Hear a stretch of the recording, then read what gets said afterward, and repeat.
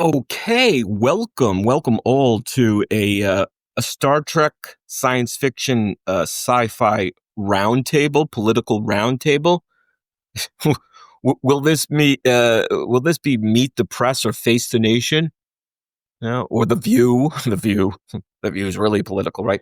So the bottom line to any great drama, and Star Trek being science fiction definitely qualifies, is you want to talk about, right? You want to explore the stories, the interactions, the societies that you're familiar with. We could try to go back, a couple hundred years, couple thousand years, ancient Greece, China, Europe, what have you, and examine things from their perspectives. And there's classic ideals in history. True, that's great. That's always sort of evergreen, but you also want to have sort of a canvas to play in today with a show like Star Trek, which the old series, the original series, is still not that old, right? A couple decades old, right?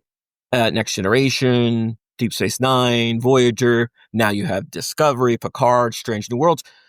But my question, and I was talking to a buddy the other day about the political sort of barometer, or the how much do you do, like how much can you get away with. Now we know as Star Trek fans that since the very beginning with the Gene Roddenberry original series, they used the allegories for the Cold War and the Vietnam.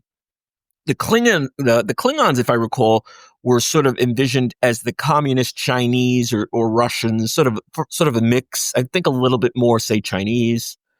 Certainly there's Russian, I'm sure, communistic parallels. And then if you go into today, we have with Deep Space Nine, you had a Israeli-Palestinian conflict sort of with the Bajorans and the Cardassians. So Star Trek's always done that in a general way. And of course, it's tackled stuff like racism with Let This Be Your Last Battlefield, the original series, with the aliens that had black on one side, a white on the other, and they were all butthurt about the order of being black and being white on their faces. But my focus today and for the video is more about specifics. And I came across this article. I remember hearing about this. This is about 6 years old. 6 years old. This is from Business Insider. Star Trek Discovery intentionally made its Klingon rallying cry similar to Trump's Make America Great Again. So the obvious question is, what is too much? How can you go that far as a TV show like Star Trek? Movies can obviously harken back to real life political organizations, debates, and such. But with a TV show like Star Trek and a franchise, a multimedia franchise, how far can you go, or how far should you go?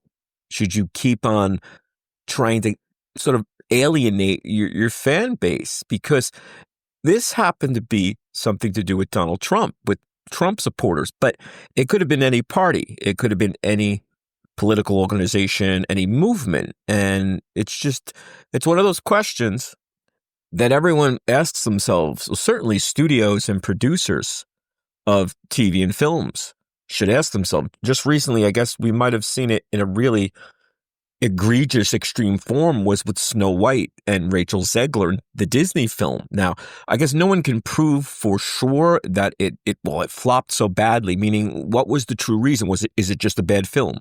Was it all the press that Rachel Zegler sort of, elicited and she summoned because of all her sort of extreme anti-Trump, anti-conservative views? Now, you can go back and forth. Oh, it was more the quality. It was because they used computer animation instead of real little people or CGI, a combination. But we all do know there was an extreme there. There's an extreme political sort of stance, and that's what happened, right? I mean, we can never be sure about certain things, but we do know people might say, you know what, you're being a little bit too political.